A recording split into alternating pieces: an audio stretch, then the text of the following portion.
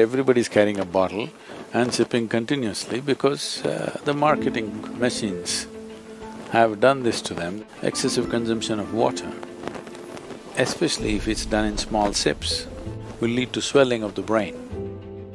At the same time, when you need water, if you don't drink, it'll cause damage to the system. It is not just about drinking liquid water, you must eat high water content foods.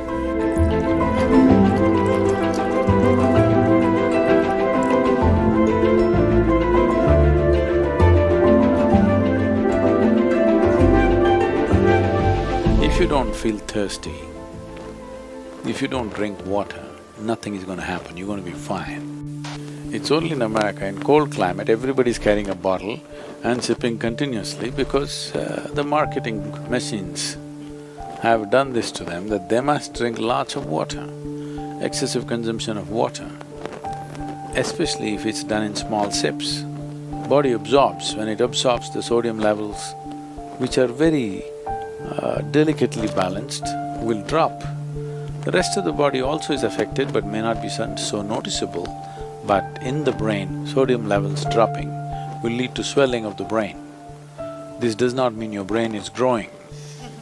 It means… swelling means it's a kind of sickness, okay? Not expansion of the brain, it's swelling up because of lack of sodium content. So because there's not enough sodium, more water goes into the brain, trying to supply the required sodium to keep the balance. So more water in your brain means you will slosh. Psychological imbalances will come when you manage to absorb. See, if you drink lots of water at one go, body will decide how much to absorb, how much to throw out. But if you keep sipping through the day, body kind of gets deceived and tends to absorb more water than it should. But let's say right now you drink 2 liters of water, all of it is not going to go into the system. What is needed, it'll take, rest of it will be shunted out. So, not consuming water and being out there is very much a possibility. Nobody need to drink water simply because you think it's a good thing to do. When you feel thirsty, you must drink water just to ensure you're drinking enough. Drink 10% more than what you actually need, a couple of cups more, just to ensure that you don't drink less. If you're not the kind who is carrying a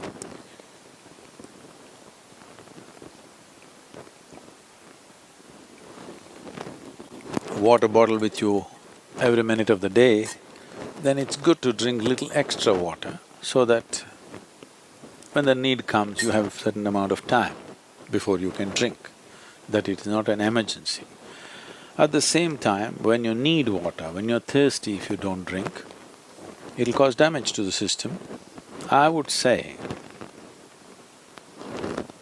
this may be very controversial, the medical fraternity will for sure protest on this, but they will come to it after maybe 20 years or 30 years. I would say if everybody consumes good water in sufficient quantity, 50% of the heart attacks in the world would come down. The damage to the heart is immense when the water that is needed is not there in the system.